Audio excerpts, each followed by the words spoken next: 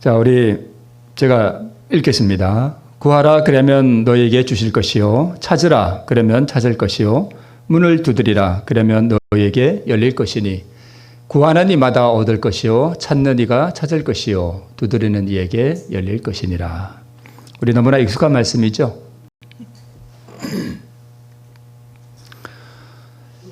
자, 우리 산상보훈에는 우리 마태복음 7장 7절로 8절에 있는 이 말씀을 새 명령과 또 새 약속으로 이렇게 표현하고 있습니다. 세 가지 명령은 뭐냐 하면 구하라, 찾으라, 그리고 문을 두드려라. 또 약속은요? 그러면 주실 것이다. 또 찾을 것이다. 또 열릴 것이다. 굳이 명령과 이렇게 또 약속으로 분리할 이유는 없지만 굳이 또 분리하자면 이렇게 세 가지 명령이 있고 또 세 가지 하나님께서 약속해 주셨습니다. 이 약속을 다른 표현으로 하면 보증한다 이렇게 말할 수 있겠죠. 자, 우리 성경은 구약과 신약으로 되어 있잖아요. 그죠? 근데 그 약하는 게 그게 뭐죠? 약속이라는 뜻이죠. 언약. 그러니까 하나님께서 약속하셨다는 것입니다. 그러니까 인간은 약속하고 나 몰라라 하고 그럴 수 있지만 하나님께서는 그분의 약속에 의지해서 우리를 구원하신다고 보증해 주셨습니다. 자, 구하는 이마다 얻을 것이요. 찾는 이가 찾을 것이요. 또 두드리는 이에게 열릴 것이라고 우리 주님께서 우리에게 뭐 해주신 거예요? 약속해 주셨습니다.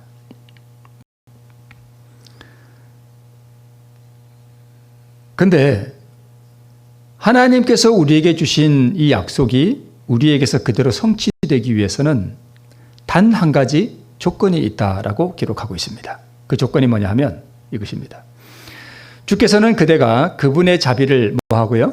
갈망하고 그분의 권고를 바라며 또 그분의 사랑을 열망하는 것 외에는 아무 조건도 붙이지 않으신다라고 기록하고 있습니다. 이것을 우리가 어떻게 예정할 수 있는가 하면 예수님이 이 땅에 계실 때에 예수님께 와서 구원받은 사람들이 있잖아요. 뭐 중풍병자라든가 또는 뭐 과부라든가 또는 문둥병자라든가 또는 뭐 다른 어떤 이유 때문에 예수님을 찾아왔던 사람들의 한결같은 공통점이 하나 있습니다. 그게 뭐냐 하면 뭐예요? 갈망입니다. 낫고 싶다. 또는 구원받고 싶다. 그러니까 예수님께서 구원해 주시는 그 구원을 갈망하고 구원해 주시기를 바라고 다 같은 말이죠. 그분의 사랑을 열망하는 것. 이거 외에는 아무 조건도 없다는 것입니다. 그죠? 그래서 우리가 의로워진다 하는 거, 의를 받는다는 가장 큰 조건이 뭐냐 하면 갈망이에요. 그래서 갈망이 없으면 우리의 신앙이 오래 가지를 못합니다. 가다가 중단되고 조금 하는 듯 하다가 또 중단되고 하는 게 갈망입니다. 그런데 이 갈망을 경험하게 하기 위해서 하나님께서 때로 우리에게 주시는 게 뭐냐 하면 고난입니다. 그죠? 그러니까 중풍병자라든가 또는 문둥병자라든가 또는 사망을 당한 아들이 죽은 그 과부라든가 혈루병을 앓는 이 여인이라든가 이런 사람들의 공통점이 또 뭐냐 하면 인생이 고난이라는 것입니다. 그래서 이러한 고난들 또는 어려움들 또는 우리의 삶이 막다른 골목에 다다른 듯한 그래서 우리의 마음이 슬프고 빛이 보이지 않을 때 우리 기도하신 분도 그런 기도를 해주셨는데 참 이 어두움이 우리를 덮을 때에 그때 우리의 마음 속에 성령께서 우리의 마음 속에 주시는 게 뭐냐 하면 바로 뭐예요? 갈망입니다. 그래서 저 갈망만 가지고 있다면 유지할 수 있다면 우리는 구원을 잃어버릴 수가 없습니다.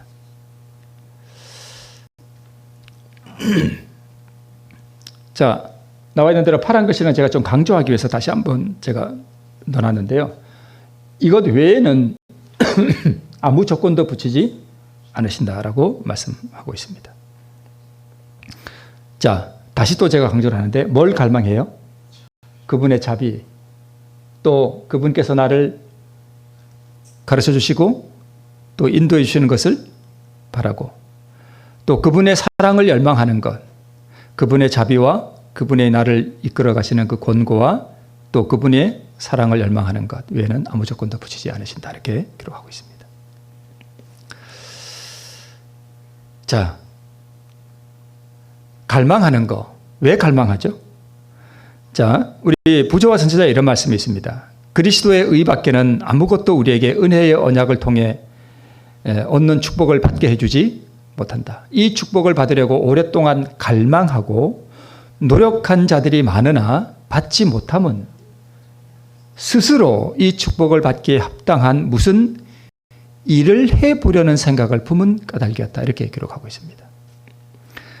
근데 이제 단 한 가지 조건, 갈망이 있고 또 열망도 있고 받고자 하는 어떤 그런 것도 있는데, 그런데 많은 사람들이 받지를 못했다는 거죠. 근데 왜 받지를 못했는가 하면 자기 스스로 뭔가를 해보려고 하는 그러한 생각을 품은 까닭에 못 받았다는 것입니다. 그래서 이 스스로 축복을 받기에 합당한 무슨 일을 해보려는 이 생각 자체가 뭐냐 하면 율법주의라는 것입니다. 자기가 뭔가 공로를 세우고 자기의 어떤 선행이나 또는 자기가 스스로 하나님의 말씀에 순종해 보려고 하는 그러한 노력에 의지하는 동안에는 이 하나님의 복을 받을 수 없었다. 이렇게 기록하고 있습니다.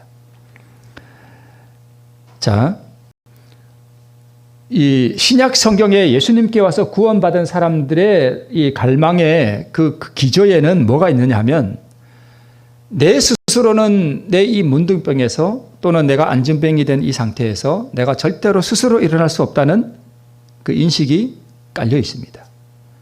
그래서 와서 예수님의 그 자비를 구한 것이죠. 자기가 뭔가를 저는 이제 전에도 한번 그런 말씀을 드렸습니다만은 전에 이런 생각을 한 적이 있습니다. 예수님께서 베데스다 그 연못가에 오셨을 때 거기에 환자들이 많았다 그랬잖아요. 그러면 거기에 수많은 환자들이 있었거든요.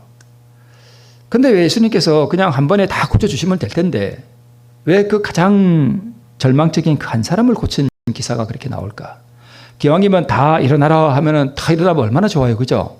그 환자들 싹 없이 다 집에 가면 얼마나 좋아요. 근데 왜 그 사람만 구원받고 나머지는 구원받았다는 기사가 없느냐 하면 나머지 사람들은 뭐 할 수 있는 사람들이에요? 걸을 수 있는 사람이에요.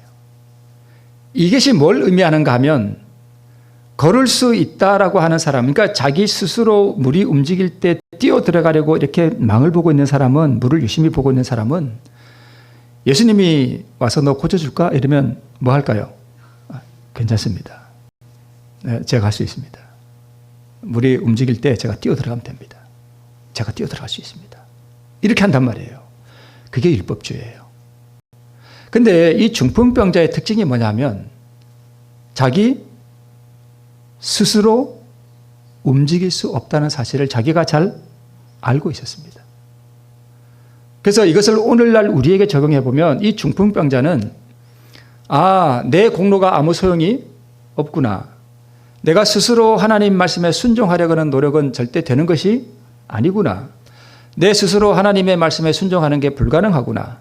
내 스스로 율법을 지킨다는 게 내 스스로 이웃을 사랑하는 게 안 되는 것이구나 하는 것을 철저하게 깨달은 사람이에요. 그러니까 어떻게 보면 믿음으로 말미암는 의가 무엇인지를 아는 사람이라고 볼 수 있습니다. 그래서 예수님께서 네가 낫고자 하느냐 할 때 일순 그에게 절망이 밀려왔거든요. 자기가 그동안 그 물에 들어가려고 했지만 자기 스스로 움직일 수 없었거든요. 그래서 자기 스스로 뭔가 할 수 없다는 사실을 알았기 때문에 예수님께 전적으로 의지할 수 있었습니다. 그게 그러니까 복음주의, 이 중풍병자는 복음주의적인 사람을 뜻하고 그 나머지 사람들은 율법주의자예요. 만약 예수님께서 그 사람들도 다 고쳐줬더라면 복음의 빛이 바래졌을 거예요. 복음이 아니에요. 네. 그래서 우리가 분명히 이해할 필요가 있습니다. 그래서 여기 스스로 축복을 받기에 합당한 무슨 일을 해보려는 생각을 품은 사람들이 바로 누구냐 하면 그 베데스다 연못가의 중풍병자 외에 모든 사람들입니다. 그 사람들은 예수님께서 주시는 그 자비의 축복을 받기에 합당한 사람들이 아니었습니다. 자, 그래서 우리 계속해서 산상보험 130페이지에는 우리가 언제든지 간구할 수 있는 것은, 그러니까 우리가 하나님께 예수님 제가 구합니다, 제가 정말 주님 찾습니다 하고 이렇게 구할 수 있는 것은 그분과 그분의 구원의 능력을 필요로 하는 우리의 크게 부족한 상태, 곧 우리의 속절없는 처지이다, 이렇게 기록하고 있습니다. 여기 속절없는 처지라고 하는 것은 우리 스스로 아무것도 할 수 없다라는 그 처지죠. 완전히 무력한 상태, 스스로 어떤 공로도 이룰 수 없는 상태라는 것을 아는 것입니다. 이게 중풍병자의 상태죠.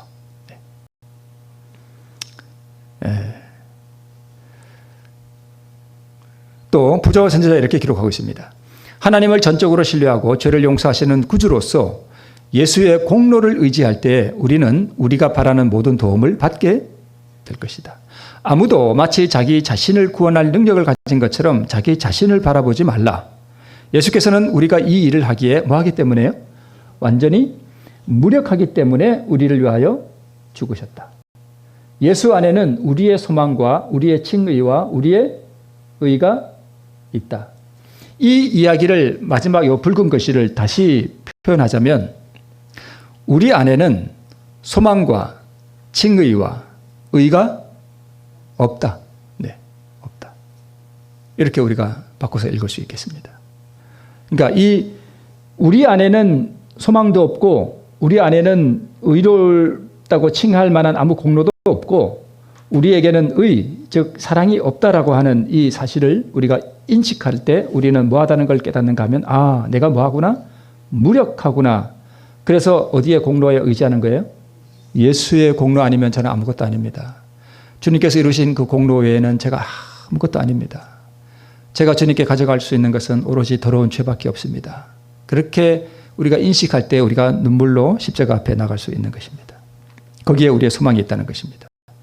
그래서 그러면 이러한 것들을 깨닫게 해주시는 분이 누구냐 하면 바로 성령 하나님께서 우리를 이렇게 인도해 주시고 감화하시고 감동하셔서 우리를 예수님께로 이끌어 가십니다. 네.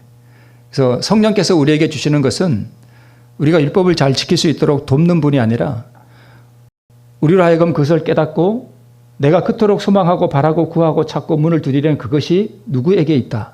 오직 예수님에게 있다라는 사실을 깨닫게 해주시고 예수님을 바라보게 하시는 분이 성령 하나님이시고 또 그렇게 우리가 목마른 상태에 있다라는 사실을 우리가 깨닫게 해주시고 갈망을 일으켜 주시는 분이 누구냐 하면 바로 성령 하나님이세요. 그래서 우리가 성령 하나님을 구함으로 우리 마음에 이런 것들을 깨닫게 해주시도록 구할 필요가 있습니다. 뒤에 나옵니다만 우리가 구하는 게 뭐냐면 결국 뭐예요? 성령이에요. 그게 가장 큰 복이라고. 네. 자, 사도행전에는 또 이런 말씀이 있습니다. 죄를 깨닫게 하시고 그 마음에 의의 원칙을 제시하신 성령께서는 이 세상 사물에 대한 애정을 제거하시고 그 영혼들을 성결에 대한 뭘로 채워주신대요? 갈망으로 채워주신대요. 성령의 역할이 여기 뭔지 이렇게 잘 나와 있죠? 네. 그러면 우리가 왜 구하고 또 무엇을 구하는가 하는 부분을 잠깐 살펴보면 자, 나를 한번 테스트해 봅시다. 내가 구한 것을 받을 수 있는 사람인지 내가 진정 구하는 것이 육신의 필요인가 영적인 필요인가. 나는 하나님께서 우리에게 약속해 주셨습니다. 구하면 내가 얻을 수 있고 찾으면 내가 찾을 수 있고 내가 문을 두드리면 그 문이 나에게 열릴 것이다라고 보증해 주셨는데 그러면 나는 주님께 뭘 구하고 있는가? 내가 내 육신에 필요한 것들을 구하고 있는가? 아니면 영적인 필요를 구하고 있는가? 네. 한번 좀 볼 필요가 있습니다. 그리스도와 같은 완전한 품성을 이루기 위하여 필요한 축복을 뭐 할 때요? 구할 때 주께서는 그대가 반드시 이행될 약속을 따라 구하고 있다는 사실을 보증해 주신다. 오늘 기도하신 분도 이것을 위해서 우리 함께 기도했잖아요.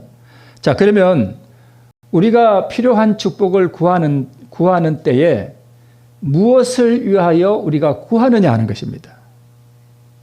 녹색 글씨. 뭘 위해서 구해요? 아, 그리스도와 같은 완전한 품성을 이루기 위하여 필요한 축복을 구할 때 그러면 이제 어떤 분들은 이렇게 생각해요. 요 녹색 글씨를 읽을 때, 예수와 같은 품성을 이루기 위하여 내가 열심히 뭐 해야 되는구나, 노력해야 되는구나. 이 생각이 바로 율법주의적인 생각이에요. 우리의 노력은 무슨 노력, 근데 우리 예언의 신의 일에 보면은 노력해야 된다는 말씀이 많거든요.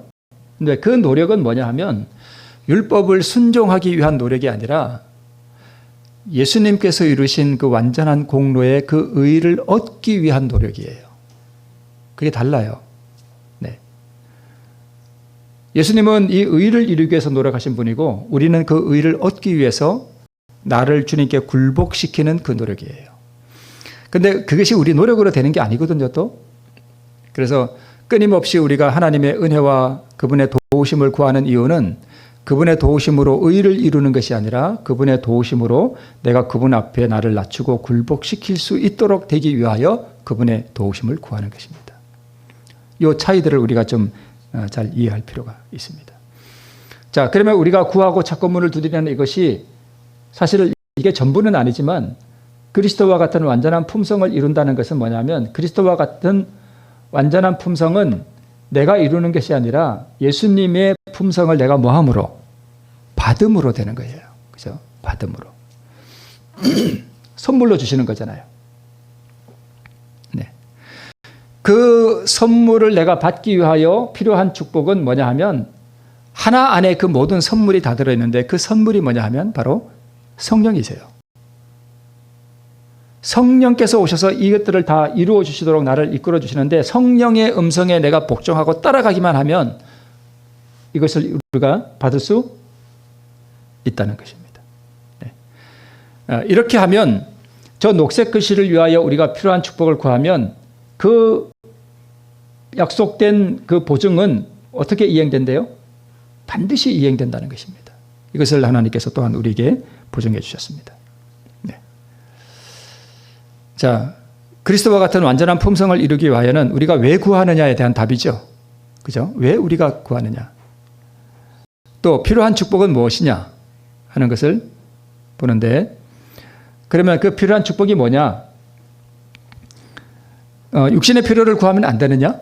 그건 또 아니죠. 우리 산상본에 이렇게 기록하고 있습니다. 우리는 어린아이처럼 단순한 마음으로 우리에게 필요한 바로 그것을 주님께 아뢰 수 있다. 우리는 현재의 형편을 이야기하면서 생명의 양식과 그리스도의 의의 옷은 물론 현세의 떡과 의복까지 뭐 할 수 있대요? 구할 수 있다라고 말씀하고 있습니다. 자, 첫 번째 무엇이요? 생명의 양식. 두 번째는요? 그리스도의 의. 그리스도의 의의 옷. 그러니까 그리스도의 의.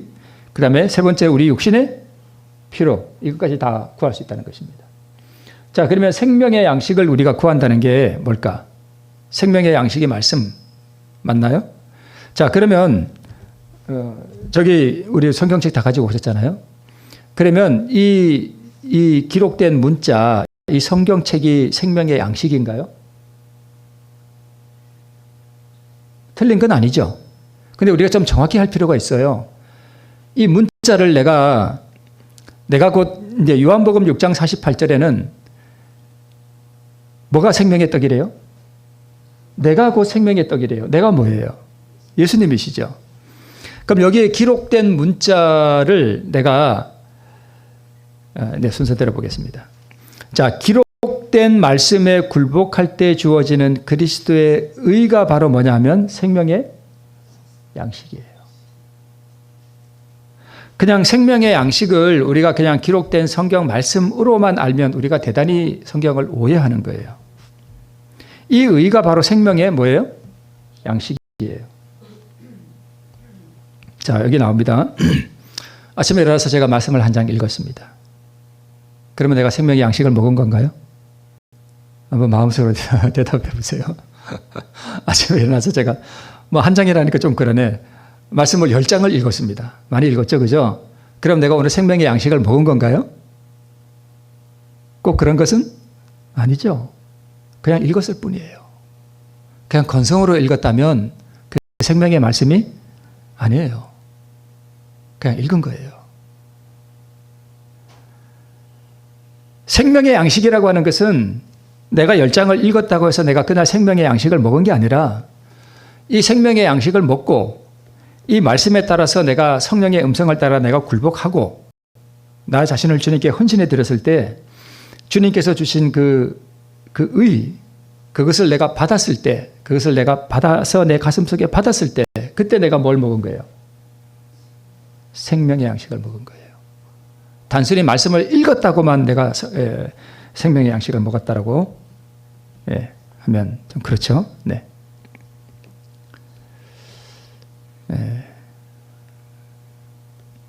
율법주의자의 특징이 뭐냐면 자신이 무언가를 잘하고 있다는 생각이 들 때는 기도할 자신이 생깁니다. 이런 경험을 그리스도인 다 해보셨을 거예요. 내가 뭔가를 잘하고 있어. 교회도 잘 나오고 성경도 잘 읽고 또 착한 일도 좀 하고 그러면 하나님 앞에 나가서 기도하기가 좀 떳떳해. 그래서 기도가 잘 돼. 그런데 내가 무언가 잘못하고 있다는 생각이 들 때는 기도할 용기가 없습니다. 이 사람은 지금 누구를 바라보고 있는 거죠? 자기 자신의 공로를 바라보고 있는 거예요. 이게 율법주의의 특징이에요. 내가 율법주의자인가? 이는 자신의 행위를 의지하고 있다는 방증입니다. 그럼 복음주의자는요? 복음주의자는 예수 그리스도의 의를 경험하고 그 의의 사랑 안에서 살아갈 때 그 의를 늘 바라보고 자기의 어떤 행위나 공로를 바라보지 아니하고 오직 예수의 공로만이 나에게 생명의 양식이 된다는 사실을 깊이 느끼고 예수님께 점점 더 가까이 가고 그분을 더욱 갈망하는 상태에 계속 살아가는 것, 그게 복음주의자의 특징입니다.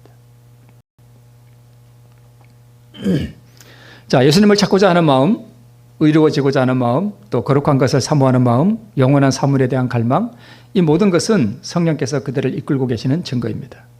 자, 예수님을 찾고자 하는 마음이 내게 없어요. 의로워지고자 하는 마음도 전혀 없고 또 거룩한 것을 사모하는 마음도 내게 전혀 없고 영원한 사물에 대한 갈망도 없고 예수님의 그 거룩하심과 순결하심을 더 깊이 경험하고자 하는 어떤 갈망이 내 안에 없다면 나는 지금 죽은 상태예요. 그게 죽은 상태예요.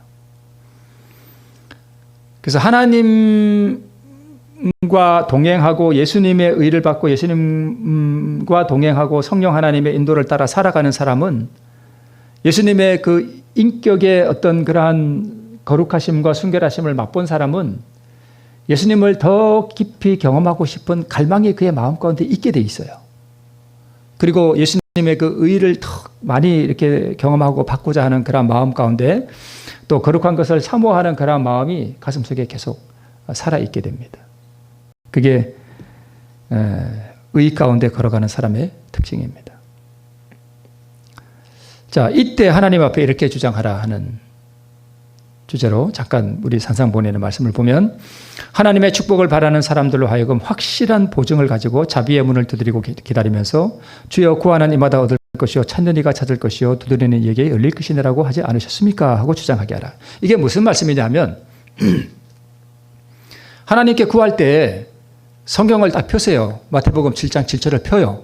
펴놓고 손가락으로 딱 짚으세요. 여기 짚고 하나님, 분명히 하나님께서 예수님을 통해 여기 이렇게 약속해 주셨지 않습니까? 이렇게 보증해 주셨잖아요. 이 약속 지켜주세요. 이렇게 하라는 거예요.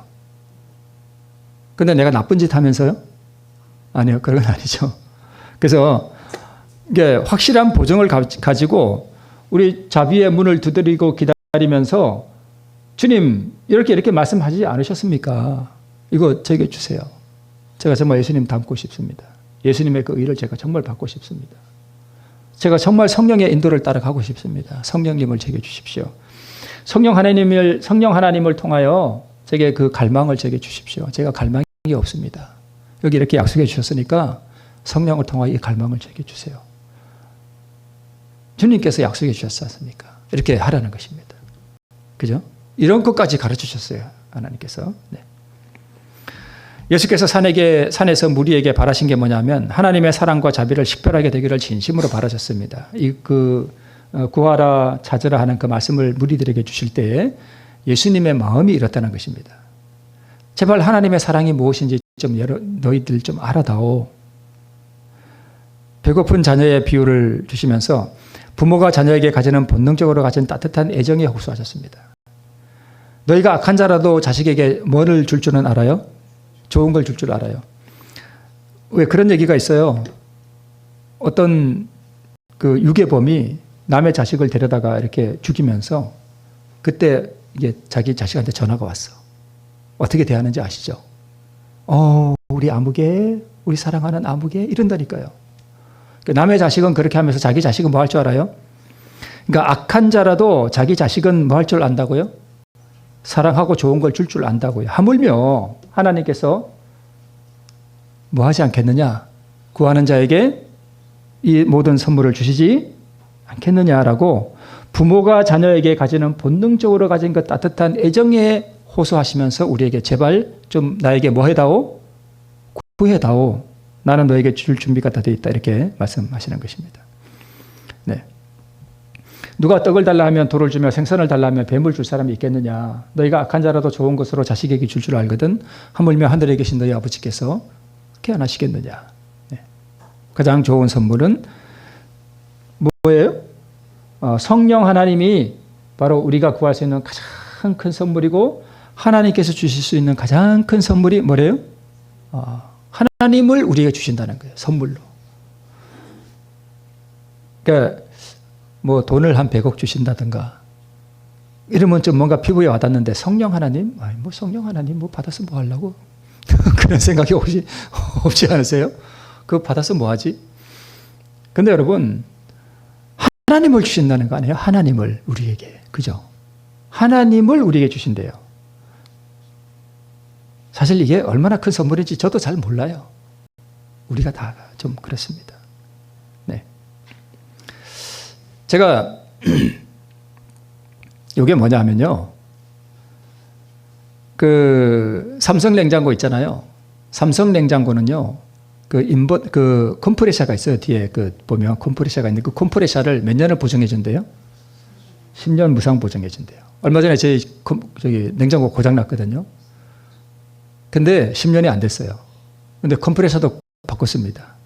근데 컴프레셔 바꾸는 값을 제가 지불했을까요? 안 했을까요? 안 했습니다. 왜요? 10년 무상 보증이니까. 예수님은 몇 년 보증해 주세요? 평생 보증해 주세요. 구하면 내가 줄게. 네, 구하면 내가 줄게. 인버터 컴프레서 10년 무상 보증. 성령을 우리에게 주시겠다. 모든 육신의 필요까지 모든 선물 주시겠다. 언제까지? 죽을 때까지 평생 보증해 주신다고 우리 주님께서 말씀해 주셨습니다. 자, 우리 아버지를 하나님을 우리 아버지로 여긴다는 것은 나는 그분의 자녀라는 뜻이고 그분의 사랑과 선하심이 변함없음을 알기 때문에 그분의 뜻에 우리는 순복할 수 있고 하나의 과정입니다. 그리고 하나님의 사업을 위해 자신을 뭐한다? 바친다. 그 다음에 이때 하나님의 뜻에 일치한 갈망과 필요를 느낀다. 그러니까 아버지가 나의 하나님이 나의 아버지가 되시고 나는 그분의 자녀가 되시고 그분이 나를 향한 사랑의 영원히 변함이 없음을 알기 때문에 내가 그분을 따라가면 그분이 결코 나를 실망시키지 않으실 분이라는 사실을 잘 알기 때문에 그분을 순복해서 따라가고 그리고 그분의 사업을 위해 내 자신을 헌신할 때 이때 하나님의 뜻에 일치한 뭘 느낀다는 거예요? 갈망과 필요를 느낀다는 것입니다. 그리고 이때 우리는 또 약속과 보증의 말씀을 가지고 믿음으로 간구할 수 있다는 것입니다. 우리의 필요를. 이 하나의 과정 속에서 우리는 이것들을 하나님 앞에 구할 수 있다는 것입니다. 자, 하나님의 사업을 위해 자신을 바친다는 저기에 딱 걸리죠, 여러분. 그죠?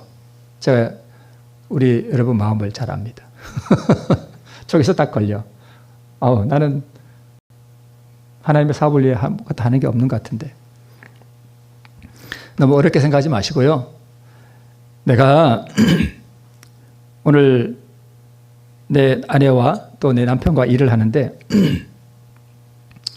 마음에 걸려.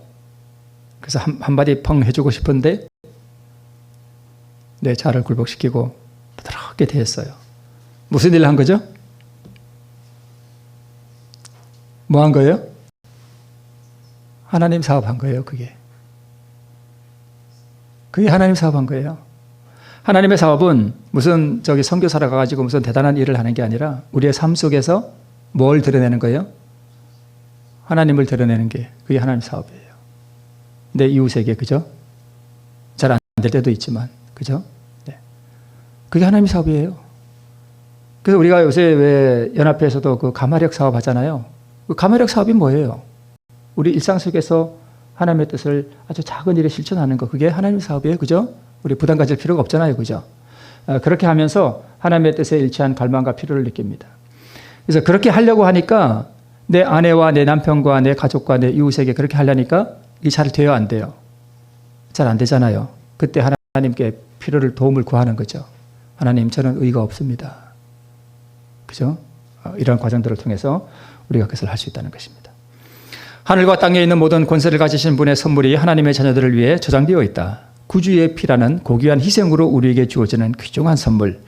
마음의 가장 큰 소원을 만족시켜줄 선물, 영원토록 계속될 선물을 어린 아이처럼 하나님께 나아가는 사람은 누구나 받아 누리게 될 것이다. 하나님의 약속을 그대 자신의 것으로 받아들이고 그분의 말씀 그대로 그분 앞에서 간구하라. 아까 제가 말씀드린 대로 하나님 여기 약속해 주셨지 않습니까? 이렇게 간구하라는 것입니다. 그래야만 그대는 기쁨이 충만해질 것이다라고 말씀해 약속해 주셨습니다. 마지막으로 왜 구하라고 하시는가? 이것만 보고 마치겠습니다. 자, 이게 사실 좀 중요한 부분인데요. 왜 구하라고 하시는가?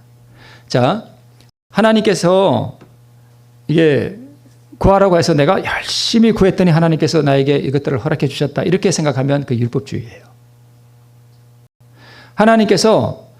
하나님께서는 선물을 주시고 싶어 하는데 왜 구하라고 하느냐, 왜 찾으라고 하느냐, 왜 문을 두드리라고 하느냐 하면 우리가 좀 전에 봤던 그러한 과정에서 보았듯이 이 선물을 받기에 합당한 사람이 되게 하시기 위해서 구하라는 거예요. 말이 조금 어렵나요? 이렇게 기도하기 위해서 하나님 앞에 간구하기 위해서는 이 선물을 받기 합당한 사람이 되어야 간구가 가능하잖아요. 그죠? 내가 죄악 가운데 행하면서 간구가 안 나오잖아요. 그러면 내가 구하고 찾고 문을 두드린다라고 하는 그 자체가 뭐냐 하면 바로 하나님께서 주시는 선물을 받기에 합당한 사람이 내가 된다는 뜻입니다. 네.